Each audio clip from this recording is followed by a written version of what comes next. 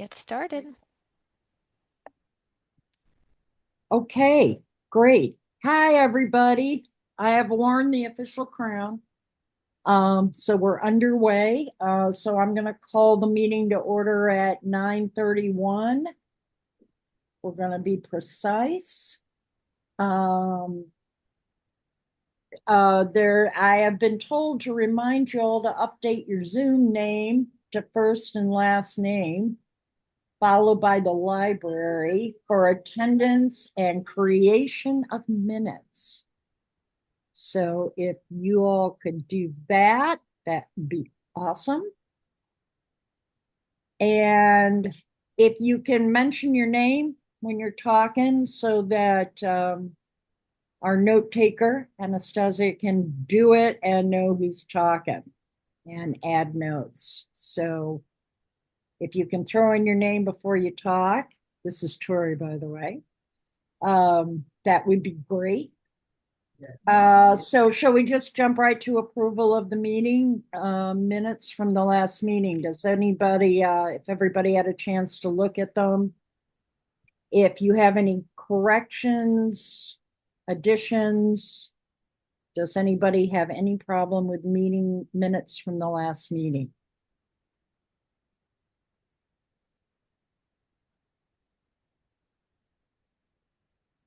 I'm going to take that as a good to go. So do I move to approve the meetings We can minutes? actually, if there's no adjustments, we can just say they're approved as distributed. So we don't Oh, even need a motion. all right, never mind. We're going to move on.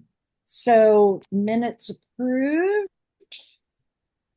And then next question, let's see. Are there anything anybody wants to add to the meeting? Is there any additional topics someone's thought of they'd like to bring up at the end?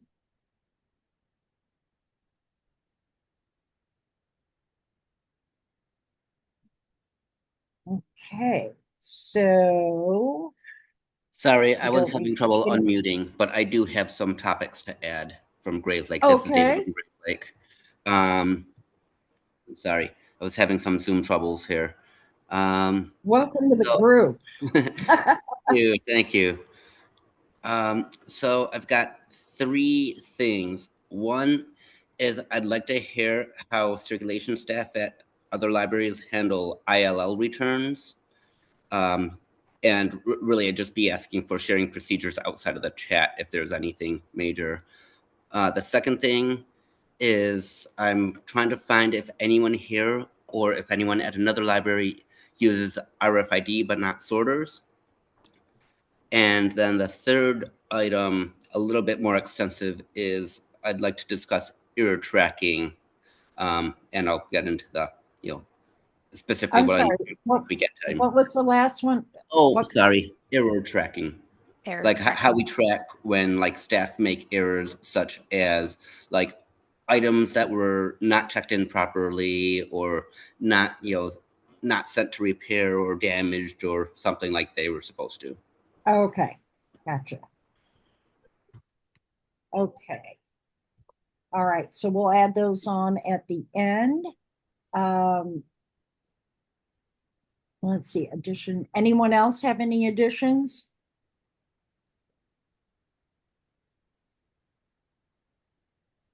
Okay. If you think of something, let us know.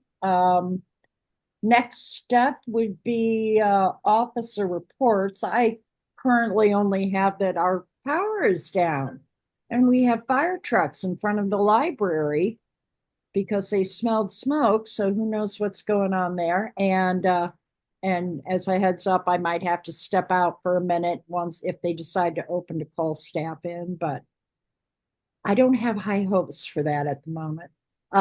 So we should be fine. So that's all I have. Vice Chair, I do have you have anything? I have nothing. We currently do have power and no fire trucks, so I'm going to count that as a win today. Sorry, Ah, Tori. show off. Okay. Anastasia, do you have anything you needed to add? No, I don't. Of course. All right. We're ready to go then. So we'll go to the CCS staff reports and Deborah filling in till our gang is all back in at CCS. I appreciate it. Take it away. All right, I do have a couple of updates for the group today. The first one is that we've confirmed our go live schedule or offline schedule for the Rolling Meadows Wakanda migration. So we've got that here on the slide. So Rolling Meadows and Wakanda, their last day on their current systems will be Thursday, October 15th. After the library is closed for the day on the 15th, Innovative will pull all of their data and begin the process to package it so that it can be loaded into our system. So those two libraries will begin their offline period on Friday, October 16th, and then all CCS libraries will move offline on Saturday, October 17th. We'll remain offline Saturday, Sunday, and Monday, so you'll be offline from the 17th through the 19th. On the 19th, we expect to have the database returned to us in the evening, at which time we'll complete some of our maintenance tasks to pull everybody back online. We'll begin loading offline files. And then on Tuesday, October 20th, everyone will come back online, including Rolling Meadows and Wakanda. So again, we'll be offline for 3 days. Everyone except Rolling Meadows and Wakanda will be offline for 3 days. Those libraries will be offline for 4 days. So I know that everyone likes to have these dates well in advance so you can start planning staffing and preparing for that offline period. So this is the schedule as planned now. We luckily have a circulation meeting 2 weeks before we go offline, so that's just going to be a great chance for us all to come together, review the schedule, review offline circulation. So that timing really works out with the later go live period. Any questions on the schedule? We're just double check. So everybody goes down on Saturday, but everybody including the new libraries are up on Tuesday. Yep. Okay. So we'll be sharing more information out as we get closer to October. Just like in years past, we'll be asking you to test remote offline, test all of your printer functionality ahead of that offline period. So watch CCS News for additional updates on those tasks that we'll ask you to complete in order to get ready. Okay, pausing to see if any questions. All right, exciting. We are really excited. We're kind of in the heart of the migration now, just starting in-person training. So it's been really great to kind of be moving closer to that October go live. Hi, Oops. Deborah. I'm Oh, yep. sorry. This is Donna in Indian Trails. I just got on technical difficulties. When is oh, I see. It's right here. Okay. The schedule. So Rolling Meadows and Wakanda will go offline on Friday, October 16th, and then all CCS libraries will be offline from Saturday, October 17th through Monday, October 19th, and we'll come back online on that Tuesday. Okay, perfect. Okay, thank you. So more information coming in the coming months as we get a little bit closer to October. Thank you. No problem. Okay, the next update I have for the group is just an FYI that we will be disabling the PAC override code for libraries that currently use it. So not everyone uses this functionality, but the PAC override code allows staff to log into a patron's PowerPack account using an override code instead of the patron's password. So it was meant to be a tool for patron account troubleshooting. But because it doesn't line up with our governing board policies that says anyone accessing patron info has to use their individual login. So we'll be disabling this override code in the coming months. For libraries that launched BiblioCore June 15th or earlier, we'll be disabling that code next week, July 15th. For all other libraries, we'll be disabling the PAC override code 1 month after your BiblioCore launch. BiblioCore does have a similar feature called the staff takeover function, and libraries with the user management permissions can use this tool to help patron account troubleshooting if needed. So if your library does not use the PAC override code, this really doesn't apply to you, but if your library is one of those that do use this for patron troubleshooting, just know that it will be disabled either next week or 1 month after you go live on BiblioCore. I'm going to pause and see if there's any questions. Okay, seeing none, I'm going to move on to my next update, which is an update on our performance issues that we've been having over the last several months. So you may have seen an update in CCS News. The latest fix to help address our performance issues that was put into place is that we put what's called a geofence in place on our server that hosts PowerPack to restrict traffic to IPs originating in the US and Canada. So this was a fix meant to reduce traffic from bots and web crawlers to help stabilize our PowerPack performance. So since that fix was put into place, we haven't had any downtime issues. So we can see from the logs that we have seen a reduction in traffic and more stable performance. So hopefully long term, this fix will help keep Pack up as well as other tools like SIP. Just a reminder, if you do encounter any issues with Polaris, don't hesitate to give us a call to report those as quickly as possible. But this latest fix seems to have been effective, and we continue to work on some of our other fixes as well. Oops. One last thing that I wanted to share with this group, I can't remember if we mentioned this at our April meeting, but we have a new page on the CCS website called the Reported Issues page, and I'm going to pull that up quickly. The Reported Issues page can be found under Member Tools, under Reported Issues, and this page lists out all of the known issues or bugs that we've had reported to us for BiblioCore, LX Starter, and Polaris. So on this page, we've got the application listed, the reported issue, and then the current status of that bug. So again, we've got BiblioCore issues reported. We have LX Starter issues that have been reported to us, and then we have Polaris and Leap issues that have been reported as well. So if you are running into something strange in Polaris, this is a good page to check just to see if it's been a bug or an issue already reported by another library. So again, you can find this page under Member Tools and then Reported Issues. So a handy little tool.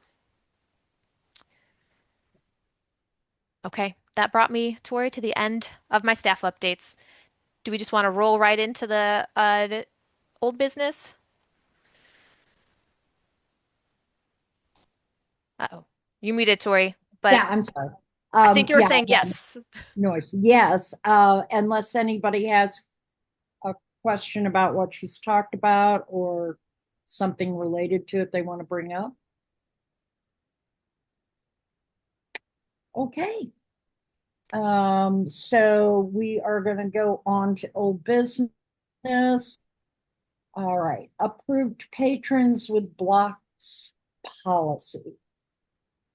So now what is this? Okay, the governing board approved updated patrons with blocks policy recommended by the group in January. I did not get a chance to read the best practices. That's okay. I'll Is review there them some, together. that So would be great. let me go to my next slide. So as Tori mentioned, in January, this group voted to recommend an updated patron with blocks policy to governance. So that policy went to the Governance Bylaws and Policy Committee in April and was approved by Governing Board at their May meeting. So I've got the approved policy here on the screen with the changes to the policy highlighted in red. So the new policy is that every CCS member shall refuse borrowing privileges to any patron who exceeds their home library's maximum fee threshold or whose account is blocked from checking out. However, member libraries may apply best practices and local policies when determining whether to check out, accept reduced payment, or waive charges involving non-local patrons or intra-CCS loan material. So prior to this updated policy, our previous policy only allowed libraries to accept reduced payment or waive charges involving non-local patrons or intra-CCS material. So this 2026 update now allows libraries to apply best practices when determining whether to check out materials to blocked patrons as well. So libraries should, as always, continue to prioritize resolving outstanding issues before making an override, but you do now have the added flexibility to support like a positive patron experience if exceptions are warranted. And we had a lot of discussions in January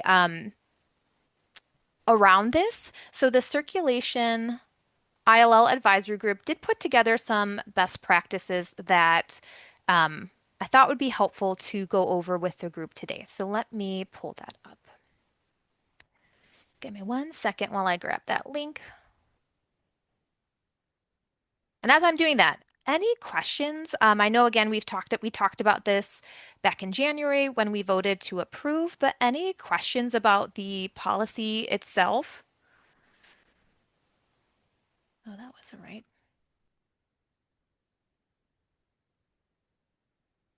Gotta look in the chat. Okay, I don't see any questions in the chat, but if you've got them, just yell them out. So here are some of the recommendations or suggestions for this policy that the Circ ILL group worked with CCS to put together.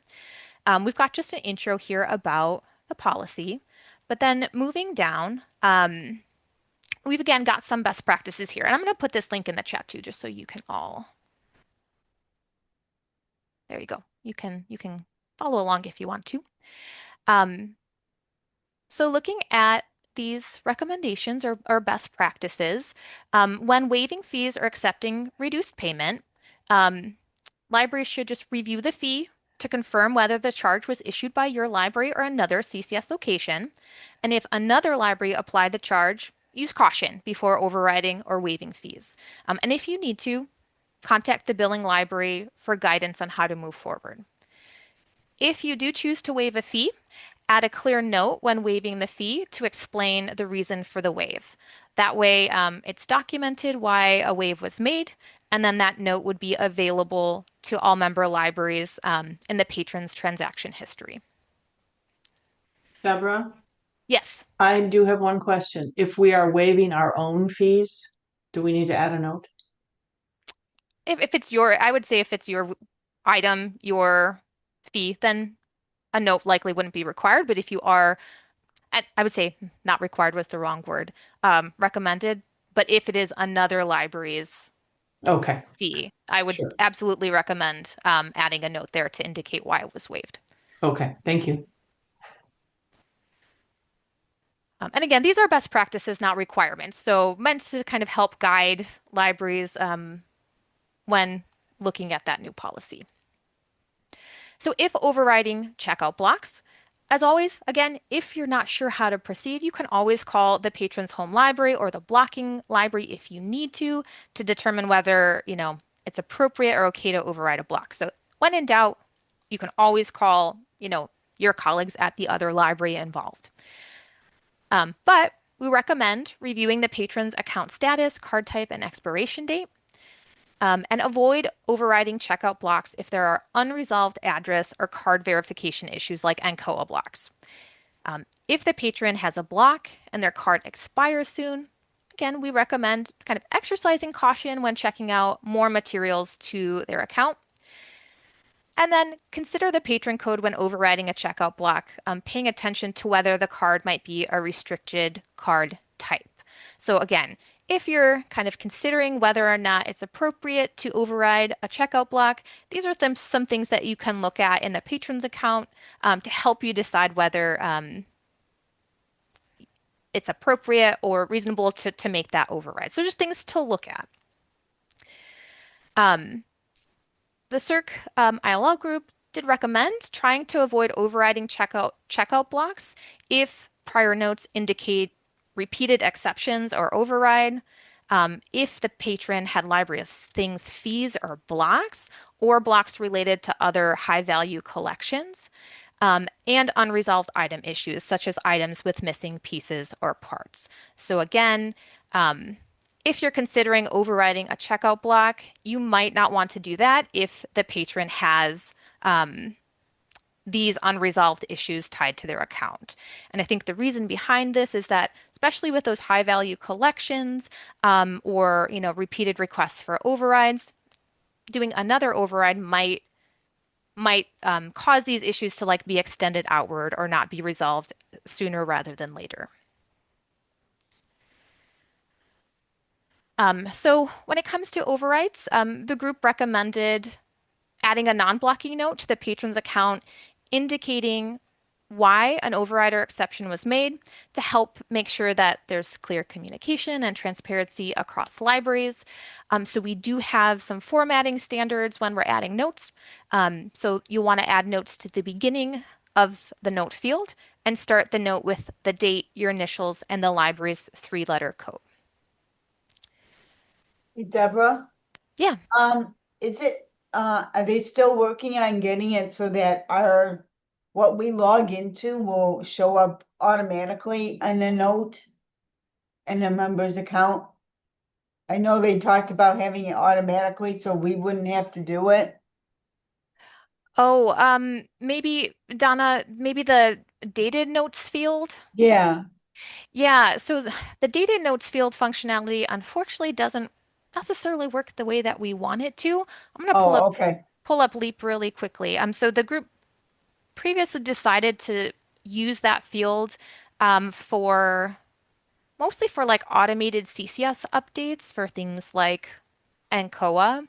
But let me pull up my test account so I can show you the dated notes field.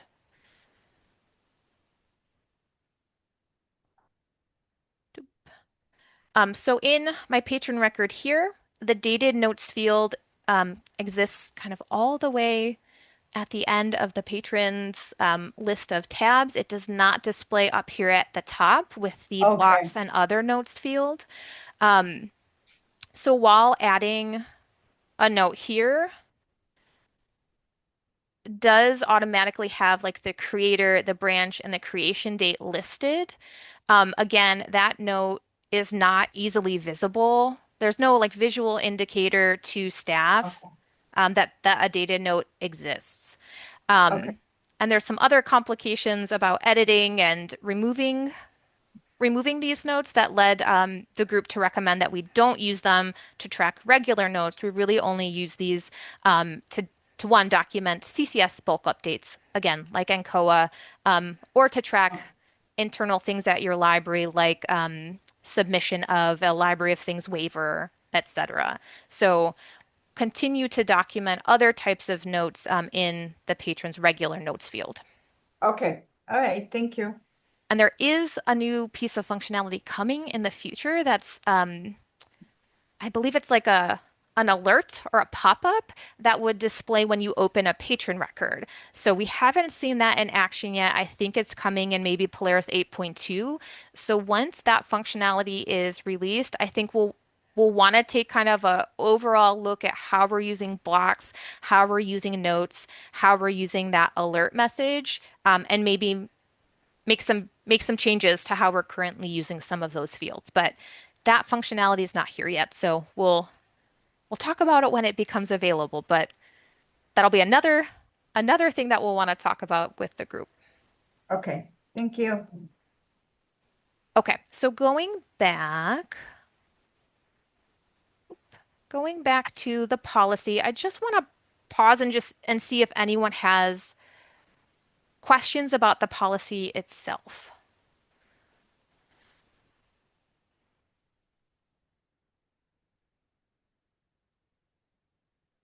Okay.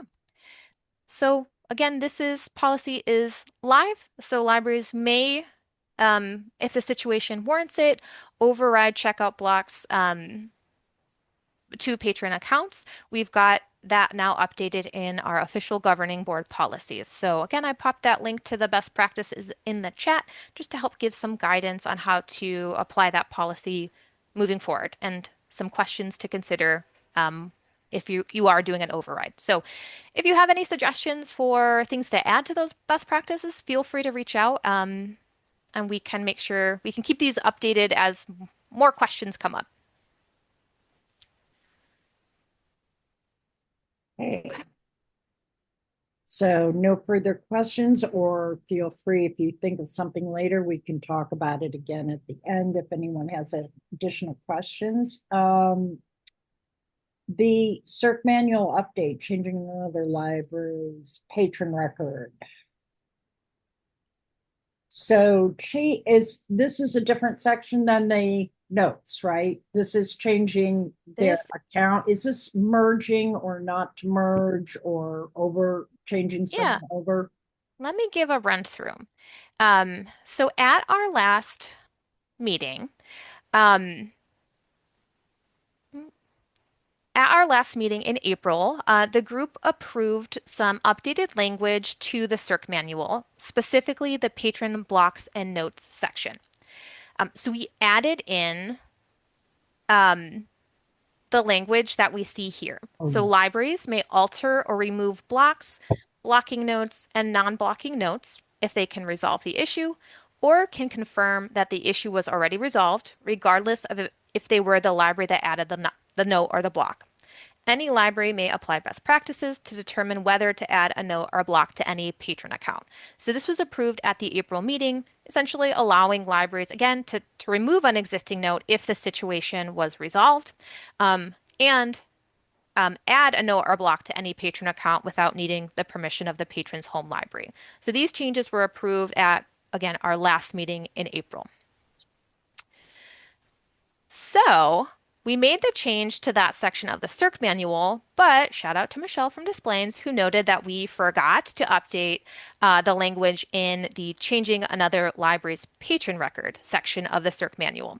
So that still said, if a library wishes another library's patron status altered or notes to be changed or removed or blocking notes added, staff will contact the patron's home library. So this is like conflicting with the change that we made back in April. So we didn't catch that at the last meeting. So the CERC manual, or I'm sorry, the CERC ILL advisory group approved some updates to this portion to mirror that language approved at the last meeting. So let me show you what that is. So again, this change is in the changing another library's patron record of section of the CERC manual. So the CERC ILL advisory group recommended the change you see here on the screen. So libraries may change the phone number, email, notification option, language, and password fields of any patron and may associate patrons for holds. And then this is the part that was updated. A library may apply best practices to determine whether to add a note or block to any patron account.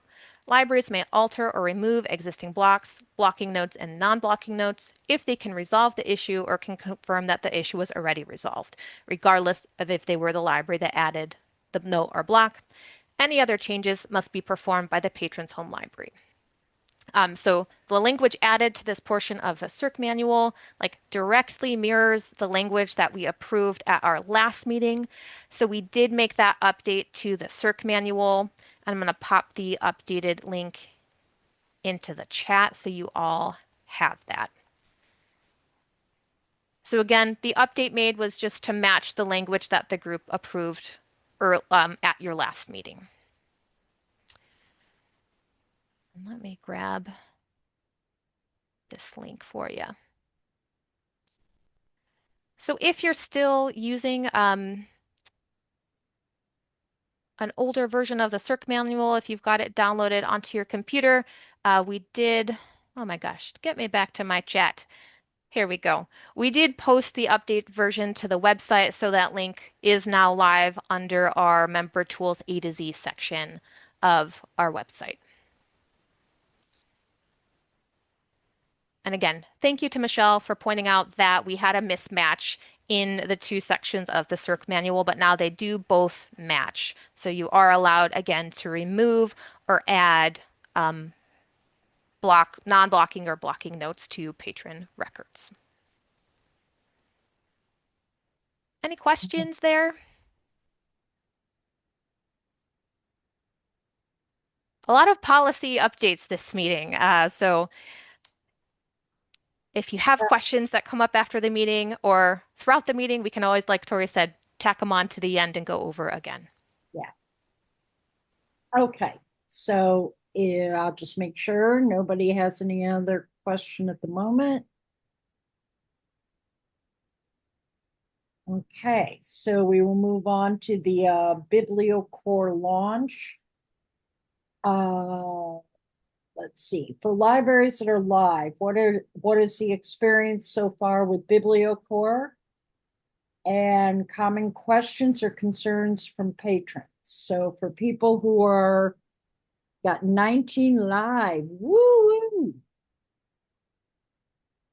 We've been using it. It's going good.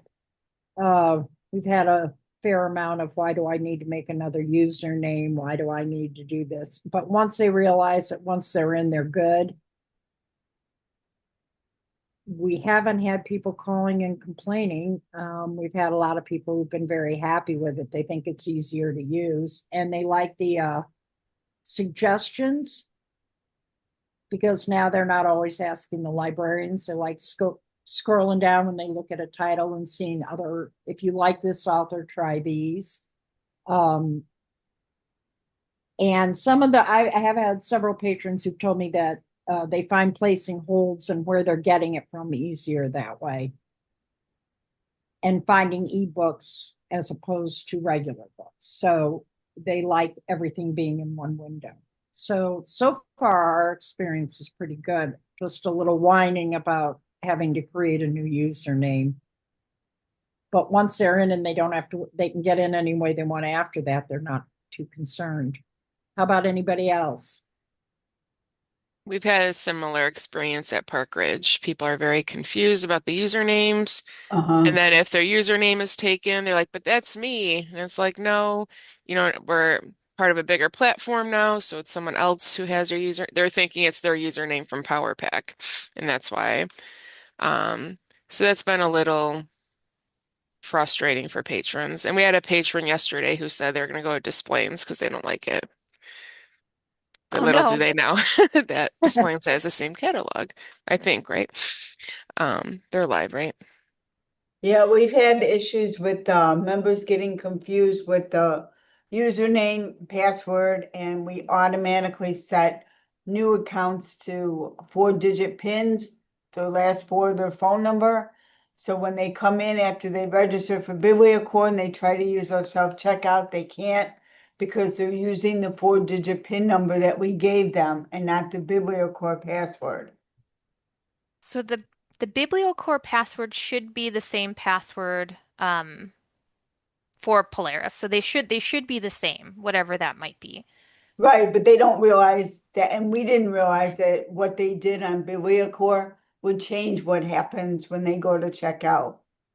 So, yeah, and you can't go like if they still want the PIN number, they can't do that. They can't change it in BiblioCore. We have to change it in Polaris for it to go to BiblioCore. You can't go the other way. So Yeah, that it's is kind something of that is something that we're trying to work with BiblioCommons support on because the password requirements in BiblioCore don't match the password requirements for Polaris. So they do require both letters and numbers and no special characters. So we're trying to work with them to change that to have it match what we're used to in PowerPack. So we don't have an update on that yet, but hopefully it's something that they'll be able to fix for us. Yeah, so we just tell, when they come in, we just tell them whatever you set in BiblioCore, you have to realize it goes across the board. So it does with some of our e-resources, everything. So they have to remember it's across the board. So And I see some comments in the chat. So Neil is also adding to the two questions you see here. Does anyone have any helpful tips and tricks for using BiblioCore? And then I see another question about online payments. So I'll answer that one before we kind of dive into the rest of the discussion questions.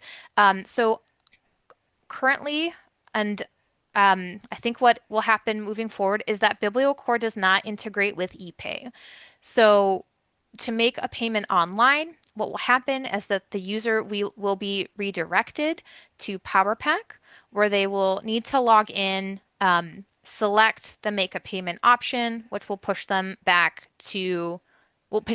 to ePay to complete the transaction. Once they complete that payment in ePay, they'll be redirected back to BiblioCore.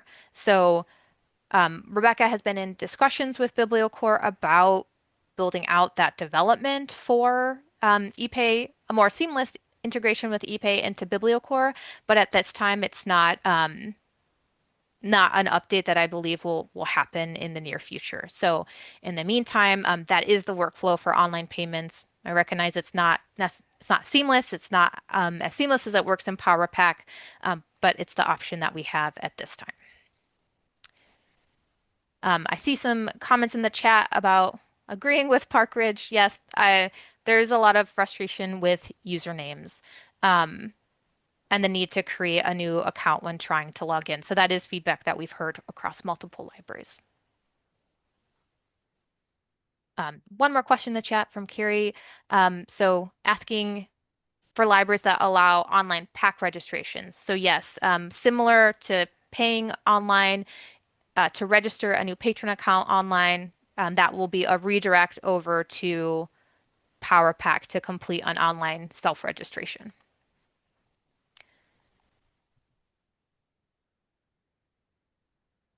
Okay, I think I covered everything in the chat here. Anyone want to touch on Northbrook's question of, does anyone have any helpful tips and tricks for navigating or using BiblioCore?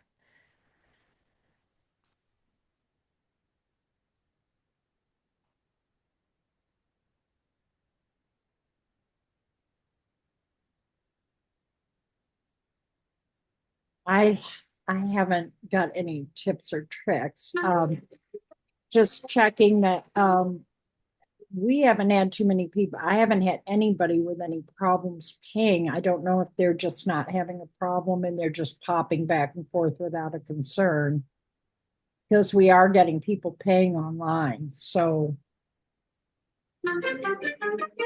I'm not, is when you were saying that when you go in and they click on that to pay, it's throwing them back to the Power Pack.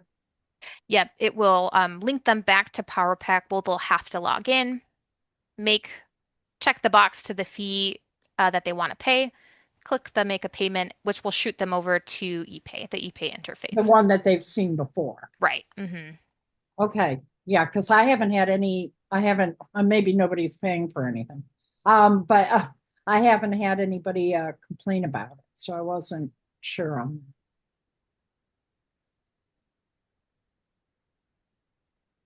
that. We do, I will go over like some searching tips if that would be helpful to the group. I know not everybody's live, but hold on one second. Let me pull up BiblioCore.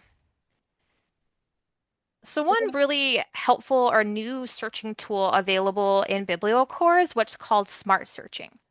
So smart searching allows you to search for audience, language, and format to launch a search. So let's say I'm looking for, I don't know, let's say I'm looking for teen audiobooks. If I type teen audiobooks into my search field, I can see that BiblioCore launched what's called a smart search.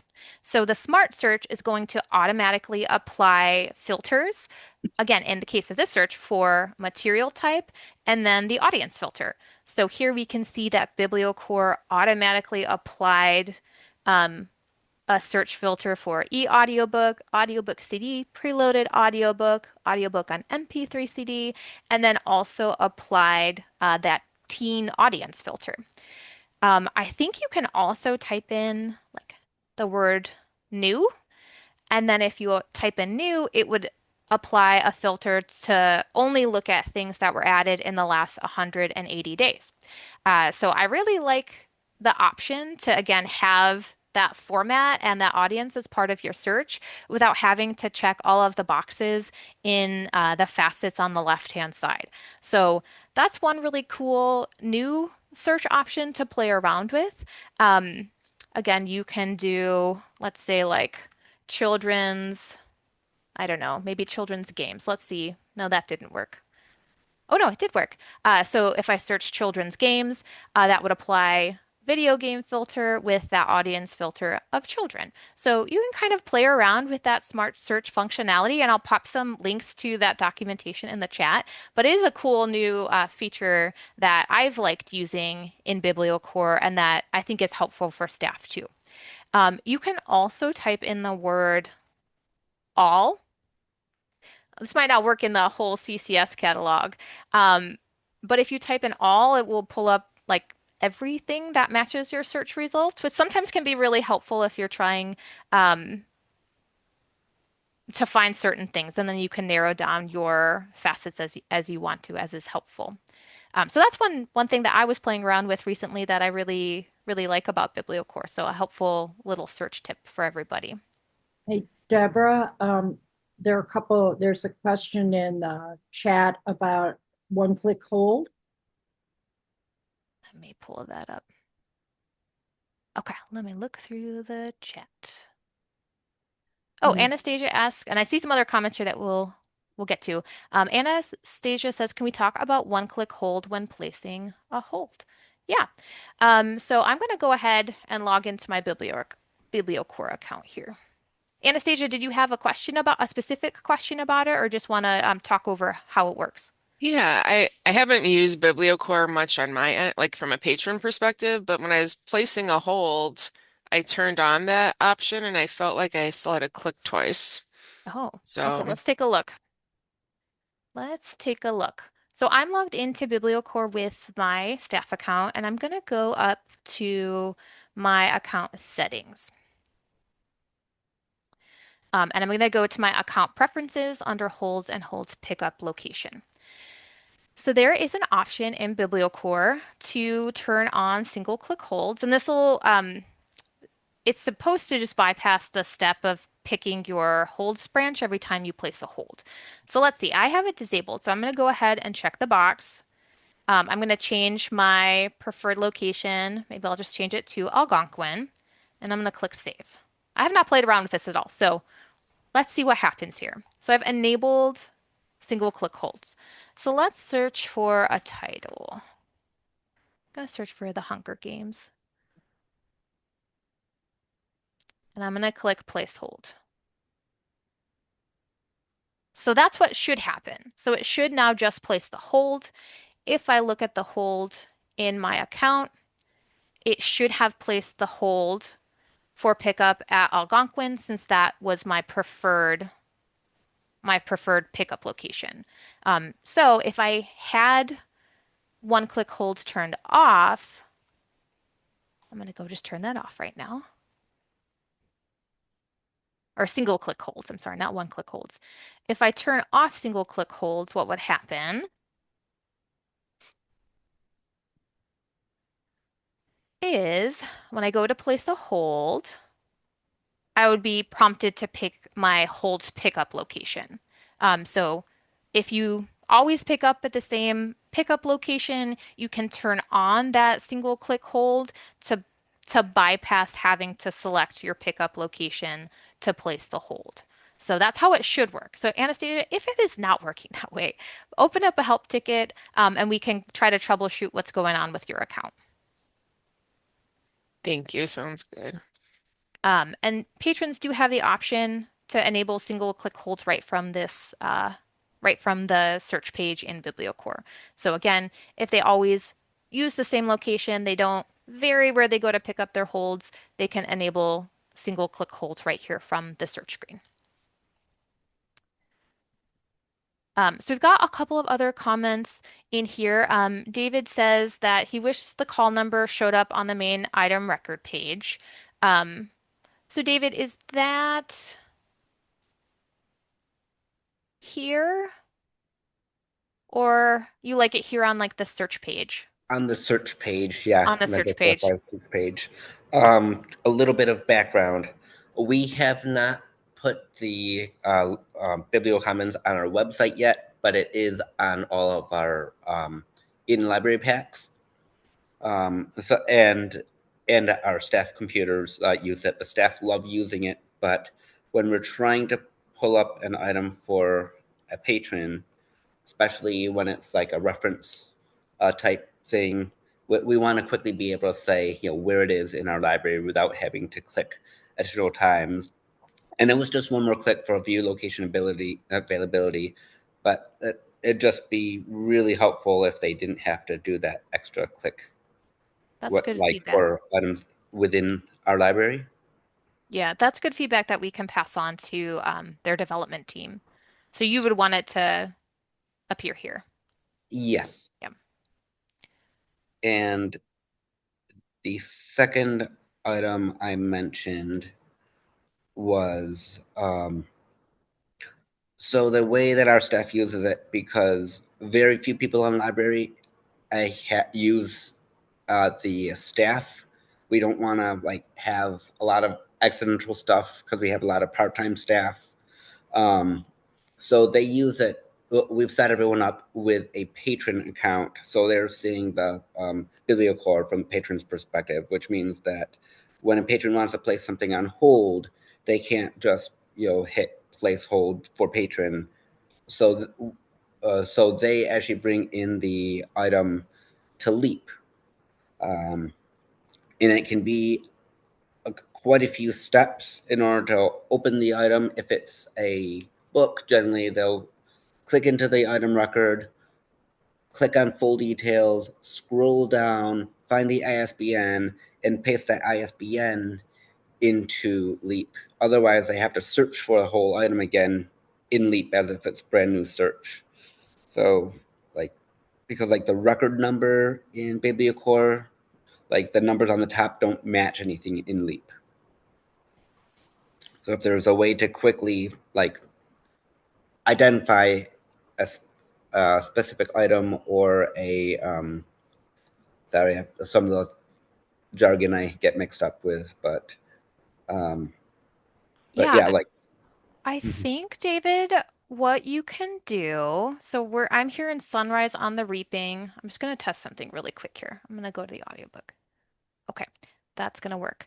Okay, so what might be helpful for staff is to pull the bib control number from the URL in the search bar.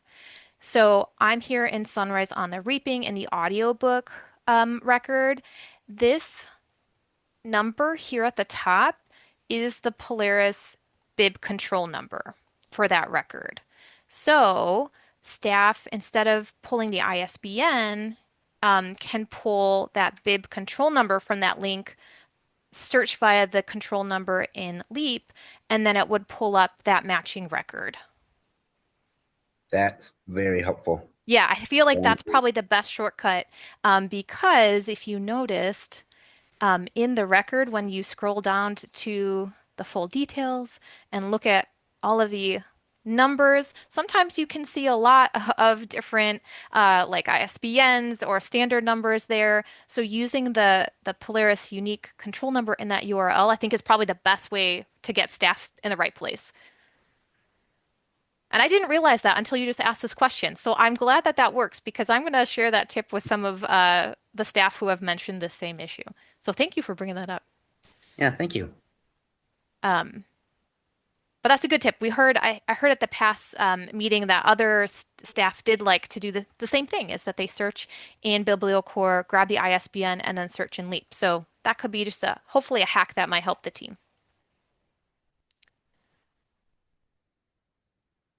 Okay, let's see. We missed a couple things. We have a question in the chat about what about people moving from one library to another library? Um, that there are a couple of different ways to handle that. Let me just pull up some documentation on our website. So for the most part, there shouldn't be an issue with the patron moving from one library to another library, and staff shouldn't have to do um, anything. But there are some scenarios in which staff may need to take action. So I'm going to open up some of our documentation on that to make sure I get it right. Give me 1 minute.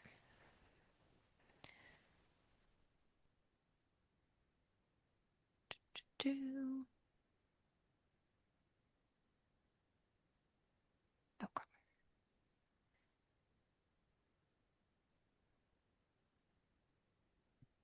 Okay, we've got a page on our website, and I'm going to pop this link into the chat so everybody has it handy. Oh my gosh, and if I could get back to the chat. Okay, we've got a page on our website about managing patron accounts in BiblioCore. And these are our functions that staff who are in the user management permission group can do. So I think it'd be helpful, and I'm sorry, I don't have slides on this, so we're just going to kind of walk through this page together. For the most part, if a patron moves from one library to another, there isn't any action that you have to take in BiblioCore. They'll still have their same original account, they'll still have their same barcode, their username, etc. When a patron logs into BiblioCore, they are associated with the first library that they log into. So if a Northbrook patron has set up their account through the Northbrook BiblioCore site, they'll continue to be like associated with that account moving forward. The only way to unassociate a user would be to unregister them, which unfortunately would wipe out all of their lists and their history within the tool. So I don't necessarily know if I'd recommend that. We have reported that as an issue to the BiblioCommons support team, and it's hopefully something that we've heard that they are working on in the future. So just want to say that right now. You can't reassociate a patron with a different library without unregistering them completely, but in the future, it does sound like they're working for a way to do that more seamlessly. So we're hoping for that development to come soon.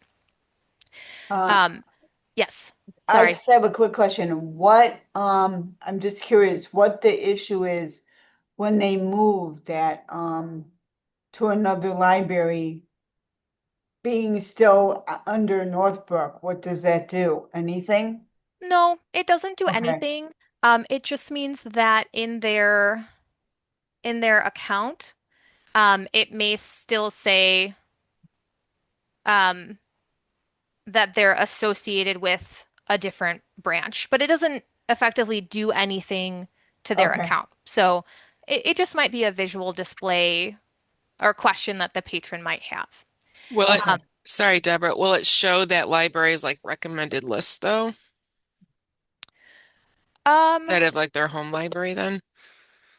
so in BiblioCore, let me just pull that back up. Sorry, I've got now too many windows open.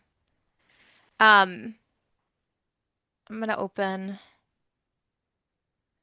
I suppose Anastasia, like it would depend. So like you can see here in the Algonquin Libraries BiblioCore that it isn't BiblioCore isn't currently filtering to just lists created by the home library.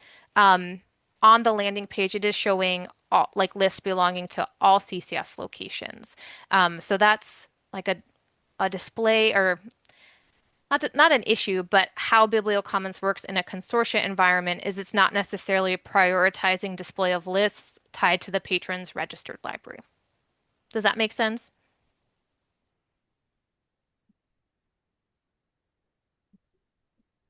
Maybe not. Make sense? So Yeah, if sorry. Okay. somebody moves to a different library, then if they've set their setting where they would need to change the setting for where they would prefer their pickups and things like that. They might But need to change that if they moved locations. They might need to go into their account and updated their preferred pickup location. But otherwise, again, if you change the registered branch in Polaris, it doesn't really impact their account in BiblioCore, aside from it won't update their associated branch to the new library. But if they want, they could update their preferred pickup location to the new branch under their settings. They could obviously bookmark the new library's BiblioCore page. Right now, BiblioCore is not prioritizing a specific library's lists on their landing page. It's just sort of showing all lists created by CCS staff. But there will be a change coming soon where libraries can kind of customize or curate this landing page to just feature your lists. But otherwise, it's treating like all lists created by CCS as like sort of the same level. And I already got lost of like what I was going to show you all or look up in BiblioCore. Oh, okay. I'm going to go back to managing BiblioCore users because I don't want to get away from here. So if they change their registered branch, no problem. They'll continue to use their current BiblioCore login username to log into BiblioCore. But there are some situations in which you might need to resync or make some updates in BiblioCore to make sure that user can still access their account. BiblioCore is going to be matching the Polaris account to the BiblioCore user based on that patron ID. So if a patron is assigned a new barcode in Polaris, they should still be able to get to their existing BiblioCore account with no problem. But if they are given a completely new patron record in Polaris, in order to sync that new patron record with their existing BiblioCore account, there is a step that has to be taken on the BiblioCore side. Now, I know in most scenarios when a patron's re-registering with a new library, we're not deleting the old account and making a new one, but there might be a situation in which, for example, maybe like two accounts are merged and the patron ID changes. So if that happens, if a patron has an existing BiblioCore account, but they get a completely new patron account in Polaris, you may need to resync their account in BiblioCore to their new Polaris account. And again, if you're just giving them a new barcode, no problem. BiblioCore recognizes that that new barcode is tied to the same record, and the patron should still be able to log in to their existing account seamlessly. There is another function where you can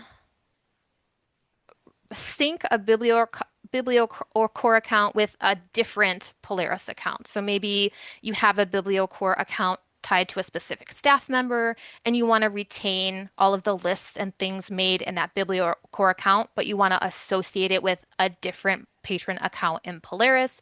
You can do that by replacing using the replace barcode function in BiblioCore.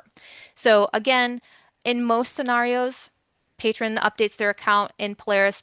It seamlessly updates in BiblioCore, but there are a couple scenarios in which you do have to take action. So you've got that documentation in the chat. And if you ever find yourself in this situation where the patron can't access their BiblioCore account, just open a help desk ticket and we can kind of walk you through the right steps to take.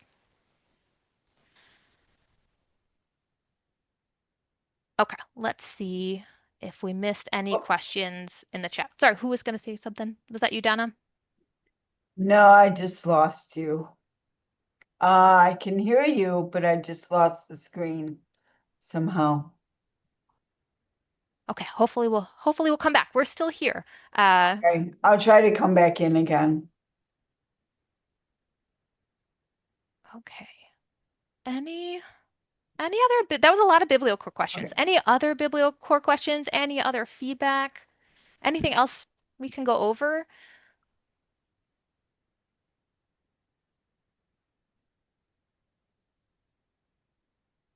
Displays. My camera's not working for some reason.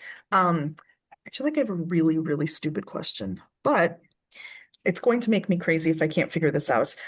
So when we register a patron for a new library card and we're like, and your password is the last four digits of the phone number that you just gave us, like in Leap. But when they go and create their new account, they're not going to use those four digits. They have to create an account that has like, yeah. So should I stop saying that? Like, and your password is because it's not really, because am I just lying? No, so it will be still. So when a patron logs into BiblioCore for the first time, they will log in with their library card number and their existing password. So whether it's four digits or something else. Okay. See, I Um, forget this because, a month ago or whenever, I don't remember when we went live and we all created our accounts, I probably knew that. And then, then you don't have to do it anymore. It yeah, it's falls easy out of to your head. forget these things. Let me just see. Do I have a library card number that doesn't have Well, a let BiblioCore me add account? on to Let me that while see. you're looking for that, Deborah. If I remember correctly, we're not live yet, and I've done lots of testing, but it blurs and things weren't working the way they were supposed to, and now they are now. But it doesn't require you to change your password, right? Like the patron No. can, but it will stay that 4-digit PIN unless they change it, correct? And then if Correct. they do, it'll change it for everything just like it used to do in the pack. Correct. Yep. Okay. Deborah, didn't you say though that this is the part that like started making me think, wait a second. Didn't you say that they have to create an account that has numbers and letters? Or I sorry, should have been more password. clear when I said that. So if they try to reset their password through Oh, BiblioCore doesn't use the same got it, got it, got it. password requirements. Okay. So that is sort of the tricky part that we're trying to work with BiblioCore on. That if the patron tries to reset their password, it won't accept the four-digit PIN. Four-digit pen. Got it. Yeah. So But they can use that. Okay. they Sorry. could up until they try to change it. So Yeah. let me do a test here of what it looks like when a patron creates a new account. So I'm going to use one of my test accounts that I've never logged into BiblioCore with before and click login. So when I do that, I'm going to be prompted at login to set up a catalog account. So I'll click continue to account setup. And here I'm asked to, if I wanted to, I could update my email, but it's confirming again my name and my birthday. And then if I click continue, I'm prompted to put in a username. So I'm just going to do patron. No, I'll just do Deborah test 1, 2, 3, 4, 5. So here is my username. I'm going to accept the conditions and complete my account setup. So here my account is all set up, and now I can use either my library card number or my username to log into BiblioCore with my Polaris password. So now, if I, for example, wanted to change my password, so here in BiblioCore, let's say I'm in my settings and like I want to update my password. So my password, I'm just gonna type it in, and I'm gonna type in um, just like a pin that's four digits. If I try to use again that four-digit pin, it I'm it yells at me. It says your password has to contain letters and numbers. So again, up until they try to change it here in BiblioCore, they can continue to use that four-digit pin, but they will not be able to change it in BiblioCore to be just numbers. Does that make sense? Totally. Thank you. Okay, I'm sorry I kind of No, didn't no, no. explain I'm that well the glad. first time around, but No, thank no, you for no. asking. So if Well, someone, oh, sorry, Michelle, go ahead. it's all. No, go ahead. So if someone calls a library and they're like, I want my PIN number to be blah, I can reset it for them through Leap and then You they can could. log in. Yep. Okay. So what we're trying to work with Biblio comments on is like making the two password requirements match. because a patron could just go to PowerPack and reset their password to be a 4-digit PIN, or staff can reset it to be a 4-digit PIN, and BiblioCore will accept that. But if they're trying to reset it themselves, they're not allowed to. It has to have letters and numbers, and it actually can't have any special characters either, which Polaris does accept special characters, which is better overall for security. So we're really trying to push BiblioCore to work with our current standards, but just know patrons have to have, if they're resetting on their own, numbers and characters in the PIN or password.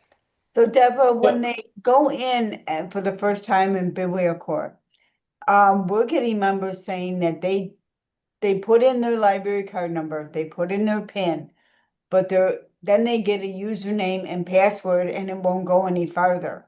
They don't get just the username, you have to set up a password. Why is that?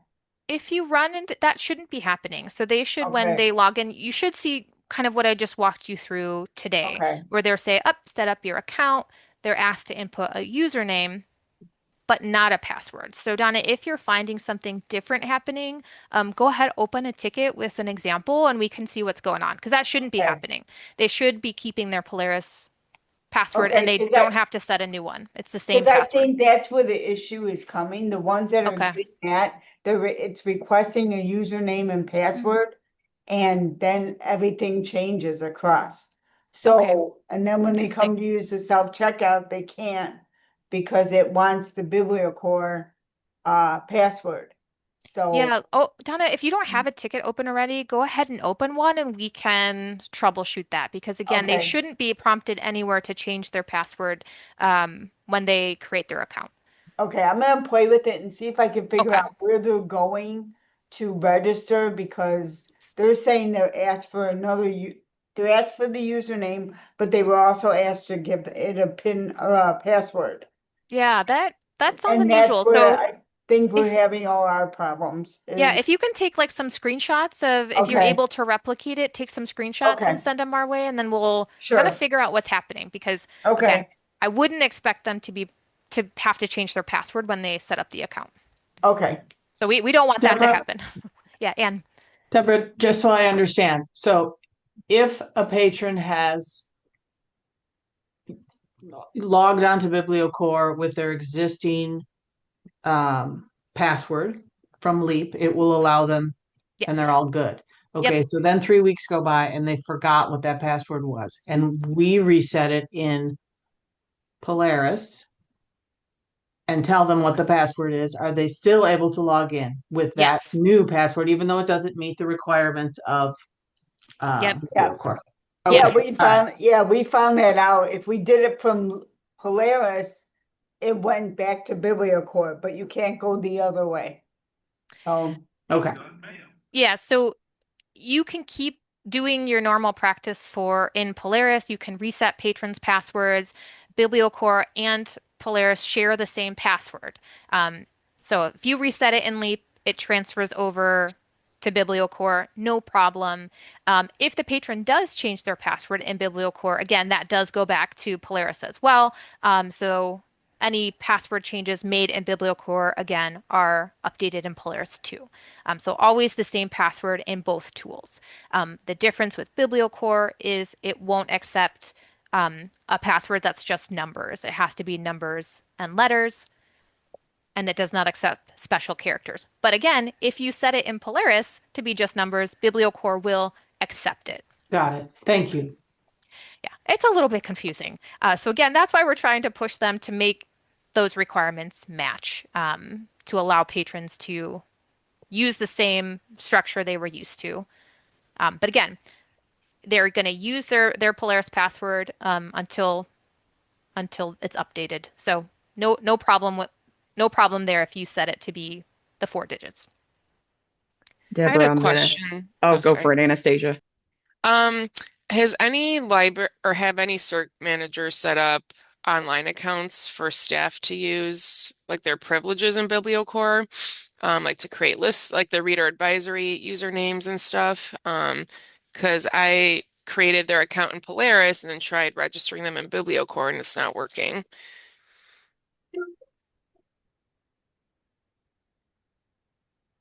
Anastasia, you try so like a shared account. You tried to set up Yes, a I think either way you have to do a Leap account first, Maybe. right, for them, and Mm. then open a tick create a BiblioCore account for them, and then open a ticket with CCS. So when I tried doing that, it wouldn't allow me.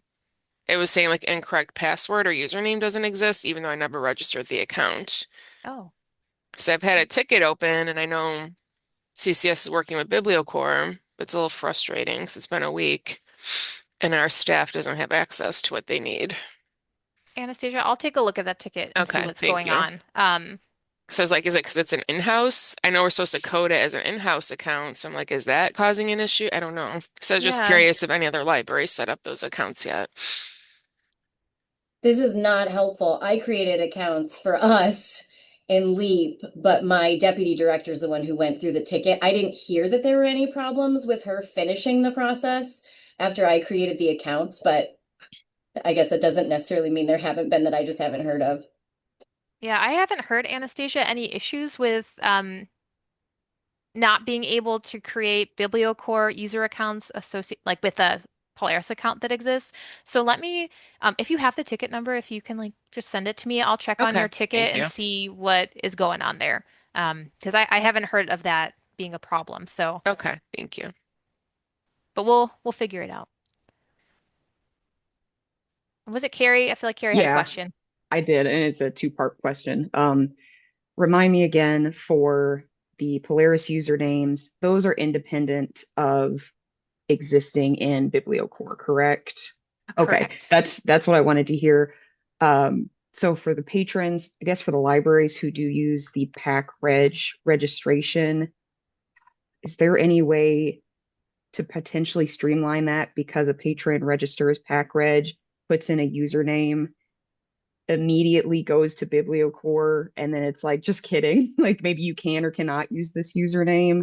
I don't know how that connection would be made, but that just Oh, occurred to me when Michelle was asking. It's like, oh, they might get two different usernames in the span of 30 minutes, depending on how on top of it they are, or they have to forget the one they just immediately made. can I stop, We make that Carrie, deal in the really quickly? Does your library, when you get the pack reg, do you assign a library card number right away? As soon as I'm able to, yeah. And you send the library card number to the member in an email? Yes. Okay. Because from our experience, the members take that library card that we email, they wait for it, and then they use that email, that card number, and then they go into BiblioCore. So I think no one's ever asked about what happened to my username or had any issues because they started, once they got the library card number, then they went to BiblioCore. So I was just curious why they would be using their username from um the online, the Pack Reg. Maybe it's just the users that we get when I go in and make the changes and assign the physical barcode number. Okay, Several of them have assigned themselves a username versus just leaving it as the barcode. I've not yeah. had direct feedback from any of those patrons regarding Oh, that okay. specifically. So I didn't know if it's a non-issue that I'm making up in my head or if it's something that folks are just being like, oh, well, I'll try something else. Carrie, I wonder if we could hide the username field on that self-reg form. I don't know if that's Okay. possible. Um, but maybe I'll open a ticket for you so that we can just test it and see if we can hide it. If that would be something you'd be interested in looking at. I'd be curious just to know what that looks like. It might end up being like, never mind, because if it's not a problem, I don't want to make it an issue. Yeah. Um, But maybe people are, yeah, it might be helpful across the board though. Yeah, so But I'll open a ticket, yeah, Carrie, for you, and we'll see. I'm not going to promise we could do it, but I wonder if we yeah, could customize the form just to take that out so that, like you okay, said, patrons aren't making a username and then thinking, oh, I can use that same username to log into BiblioCore, which they can't. right. So if we can help improve and streamline that, I'd like us to. We'll look into it. Okay, awesome. Thank you. Yeah, and Janine kind of agreed that you prefer just to hide it. So we'll see what we can do. And if we find that we can hide the username field on the pack reg form, we'll let everybody know and um, give you the chance to like opt into that. So stay tuned for more information. That's a good question. Um, Okay, there is a question in the chat about upcoming webinars on BiblioCore. I do not think that we have any BiblioCore webinars currently scheduled, but if there's a specific topic you're interested in, just go ahead, throw that into the chat, and I'll pass it on to our BiblioCore team, and maybe we can look at getting some more webinars scheduled in the upcoming months. We're kind of in the heart of our migration training right now, but I think that we could potentially squeeze in some BiblioCore webinars in addition to that. So let us know what you're looking for webinars, and then we can kind of take a look and see what we can get scheduled.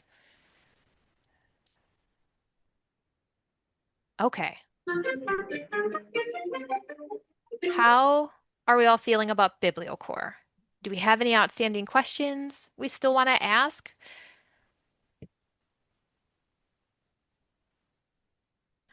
Okay. All Reach right. out if you have any questions that pop up or you have questions about anything that we went through today. It was a lot. We went through kind of fast. Just open a ticket and we can keep working with you on it. Okay, Tori, I'll turn it back to you. Yeah. Are we going to talk about LX Starter? We are. Okay, give me All one right. second. Let me get Might back to need my PowerPoint here. Okay. Okay, LX Starter. So we have our 5 beta libraries have been live on LX Starter since the end of May. So that's Algonquin, Fox River, Lake Villa, Prospect Heights, and Wilmette. Things have been chugging along pretty smoothly, and we are ready to start planning the rollout for everyone else. So we are planning to roll out the service to the rest of the membership in 5 waves between September of this year through October of next year. Based on some feedback that we got from our beta libraries, we're setting aside about 3 months for each wave, kind of from start to finish. Um, so we will be sharing a schedule or a rollout plan with directors in the next week or two and allowing libraries to pick your preference for when you would like to move to the new tool. Or if you're really not interested in using LX Starter, you'll have the option to note that in the survey as well. So we will have one wave this year. So again, that's going to start in September. The work on LX Starter would run through like November-ish. And then the rest of the waves will be in 2027.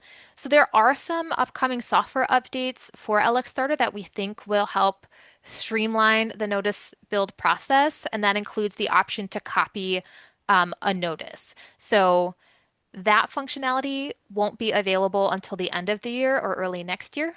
So we'll include all of that information when we send out the opt-ins like schedule so that you can kind of decide like when does that factor into when you'd like to move to LX Starter. So again, we're looking at like a 3-month process to from start to finish to roll out LX Starter, and we'll be sending out a survey to libraries to identify when you'd like to go live. So the first cohort is going to start work in September. So if you want to be first in line, you can sign up for that one. Otherwise, we'll have the remaining rollout waves next year. Any questions? Anyone going to volunteer to go first or I guess second after the beta libraries? They look really good. Those notices, our beta libraries did such a great job designing them. They look amazing. So thank you to all of you for being our guinea pigs on this process because I know it was a lot of work and we had lots of questions that we answered along the way. So again, something to look forward to. You get some shiny new notices coming in the next year. So I'm going to be playing ignorant here a little bit. The LX Starter is totally a notice thing. It is, yep. So LX Starter is the It's a new innovative tool that will replace Polaris notices and allows you to make like visually appealing, customized notices. So they include things like cover art, your logo. You can customize them with uh, different kinds of links to highlight resources or promote tools. So yeah, it'll replace like the plain text Polaris notices if you decide Right, to opt in. okay, yeah, I forgot what all you could do. Okay, all right, thank you. Okay, so that takes care of the old business, oddly enough, and new business. All right. So our next meeting is October 8th, which apparently is conflicting with ILA. So should we reschedule it, do it earlier, later? How do Or people does it not feel? matter? I think it would be best to do it a little earlier and farther away from migration.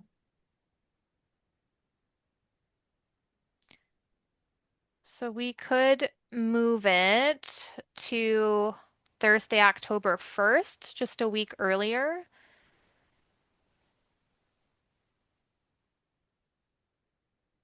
I Any think it's thoughts? kind of nice closer to the migration because it's still a few weeks out from then, right? Yeah, it'll be October 8th is 2 weeks before yeah. No, 1 week. I'm sorry. I don't know calendars. October 8th is 1 week before the Mm, offline period. I thought it If we was moved two it a week weeks. earlier, it would be 2 weeks.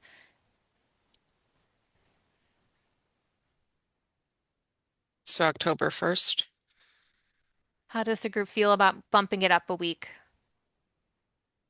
Good. I see some nods. I don't have a real, Oh, Janine what can't. I Janine might foolishly not be able to say, go. Okay.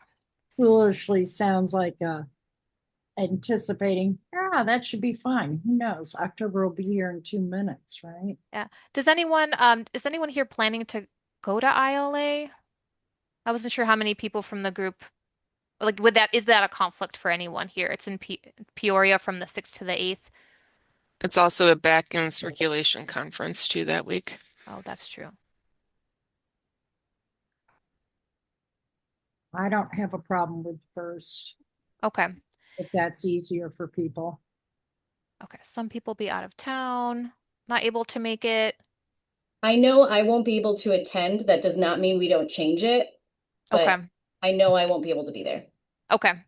We'll check on the room availability for October 1st to make sure that we can, because it's an in-person meeting, make sure that we do have space available. If we do, we'll go ahead and bump it up a week to Thursday, October 1. Um, so I will send an update to the group once I just check and make sure that we can still have that same space.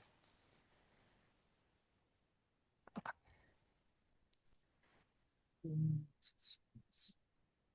Okay, so we'll find out and then we can send out a note, understanding that that might not work for some, but we'll plan on trying to do it the first. Does that sound good?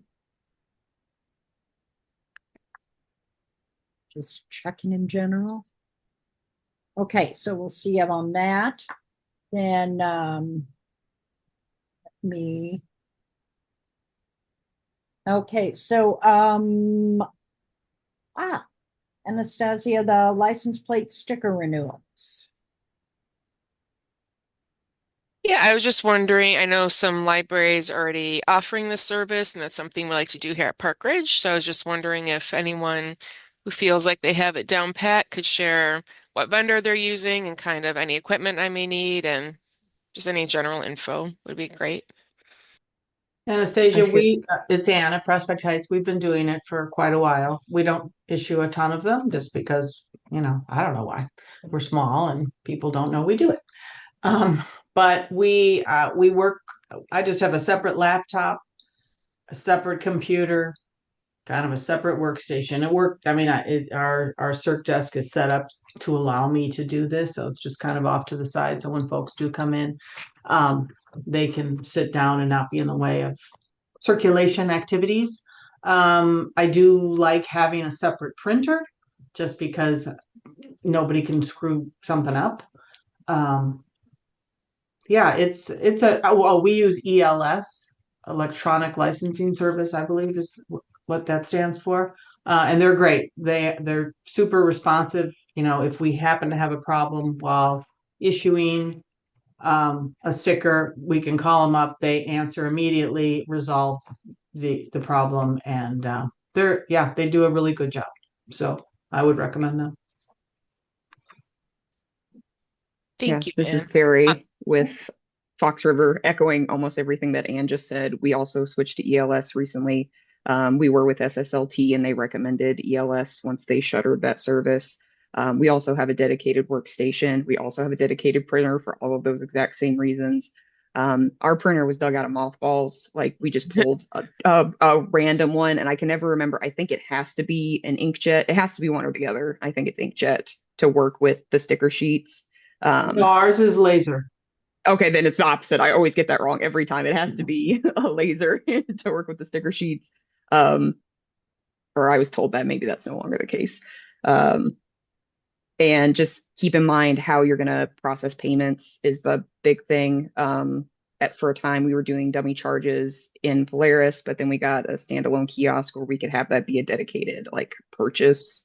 That was honestly the hardest thing to configure, was processing card payments.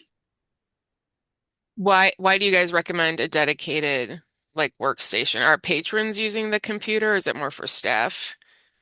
I think it's really just to prevent for us, it's to prevent accidental prints on like somebody printing the pick list and I someone's see. got a sticker sheet loaded up ready to go and it's like whoops, whoops, whoops. And just making it a little more tech friendly for staff who are not as tech savvy, that it's like, this is the station. You are processing them here. You don't have to worry about switching printers. You don't have to worry about margins. It's all a one-stop shop. Okay, thanks. We don't have a lot of space. That's why I was like, ooh. Just like that's why we can't do passports. So, okay, thank you. This is Emily from Morton Grove. Just wanted to echo very much what everyone else was saying. We love ELS. We use ELS. They provide a phone number, which has actually been useful for us. They are able to work with the State Department in ways that we're not able to. So they've been able to get us out of a bind real fast when it's not working. So we really recommend ELS. We do have our own printer that is just used specifically for it, own laptop. So very much what everyone else is doing, but can't recommend ELS more. Thank you. And for whatever it's worth, Anastasia, it is one of our service desks. It's just we do it only at that one. So it's not like we had to have a dedicated one only. It's just like you can only do it at this circulation desk versus a Gotcha. Okay. standalone station. Thank you. That's helpful.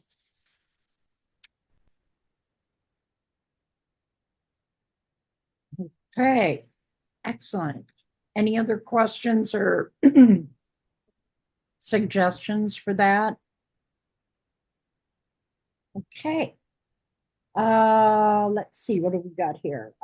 And next up, CE Spotlight, web report for lost, missing, and damage. Oh, wait, Victoria, do we want to talk about Gray's Lake had some additional questions they added? Oh, Yeah, oh, maybe we I do didn't that see it. first. Maybe, Tori, we go into David's questions first, and then if we need to cut off this web report, we can.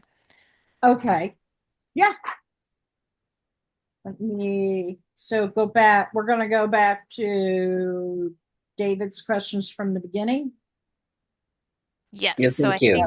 I think the first one was how do other libraries handle ILL returns? Okay, can you see and hear me? Because I got a message that I had some tech issues with this chat. We can hear you. Excellent. Okay. So I'm just trying to get to my spreadsheet here. All right. So we're just trying to figure out, what processes and procedures other libraries have in place for ILL returns. Currently, we have we're set up a little bit differently than most libraries in that we have a public services that deals with everything kind of patron centric, and then rather than having youth and adult that handle everything within those departments, and then we have a resource services department that handles all the resources as far as like how the data handles. Resource services handles the ILLs, and we have one person um, who we all the public services gives the ILLs to. They manage all of that rather than actually like checking in and out at the front desk. So we were just trying to explore, what other ways are there that we might be able to handle that and not, mess things up really. Are you talking about like CCS ILLs as well, or just like out of system? Out of systems. So ILL as well as like I keep wanting to say explore more Illinois, but the yeah, just out of system. We leave them on a desk for our ILL coordinator who handles them. This is Wheeling, Indian Trails. We check them in, but then we put them in a box for ILL unless they come from rails. If they come from rails, they go directly to the ILL bin. Because we have a sorter, so they do come in and check in on the sorter. So then we move them over to the bin and they take it from there. Prospect Heights leaves them on a cart for our ILL coordinator, who actually falls under our adult services department, but she works mostly with me. So I don't know why she's under adult services. And so you leave them on cart. Do you check them in before you put them on the cart, or do you We just do put them not. on the cart No. without checking in?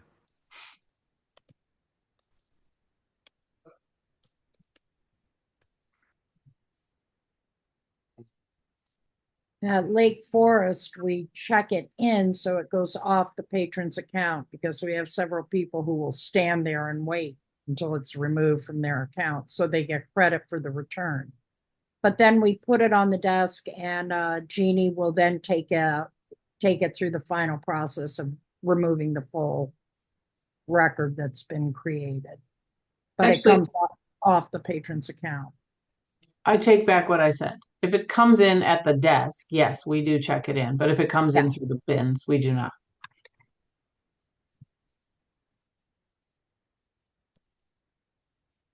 Okay.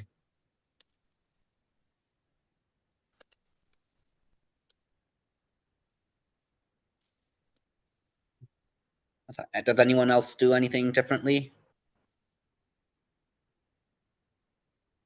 I'm looking at the chat. A lot of people are saying they do check it in as well. And then do like we do, put it on the desk because she's got to finish it all the way out. She has all the paperwork on returning it to the home library and everything. But yeah, when we're doing our ILL lady is the one who empties our bins most of the time. So then she just takes care of it. But if it comes across the desk, the patron returns it to the cert desk or comes in from the bin drop and back. A lot of times, if Jeannie's there, they'll just run it back to her and say, I haven't checked it in. But if she's not there or the patron's standing there, then they'll go ahead and check it in and then run it back to her for her to finish it off.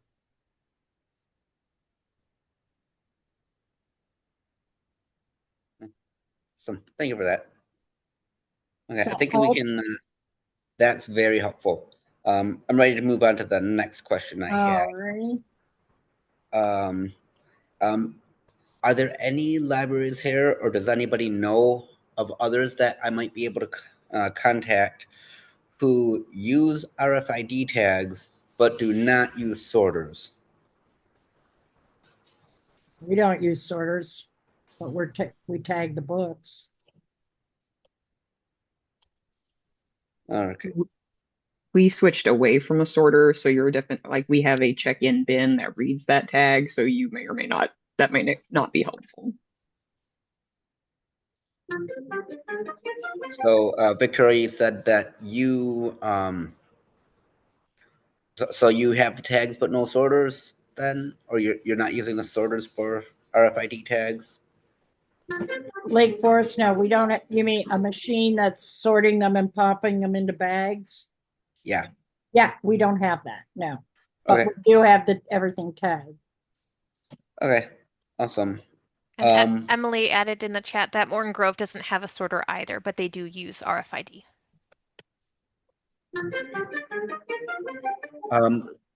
Would any of you who do that have the RFID but no sorter? Would you mind sending me? It's I could put my email address in the chat. It's dshot@grayslake.info.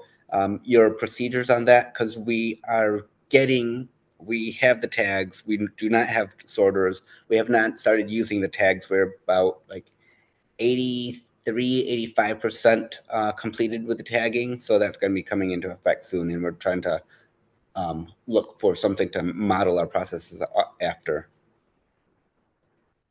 Yeah, I'd be happy to send you. I mean, it's pretty straightforward. We, plop them onto the pad, it checks them in, and then we put them onto our carts and send them out. But we're a small library, so everything's pretty much on top of each other. So we don't have to go far.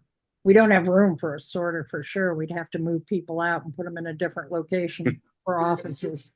So ours is pretty straightforward, but I'm happy to send you whatever we've got. I appreciate that. Yeah, we're not looking to get sorters at all, but we're just kind of the type of things that we're looking at, as well as those that we didn't think of, are like how many at a time, and how do you communicate, as well as like for our own staff is like, we're thinking, okay, you can stack more than one at a time, but are we checking in one at a time? And like for patrons, like how do we communicate how they do it so that we're not getting errors? So anything we can start with would be helpful. Thank you. Yeah, I'll send you what we've got.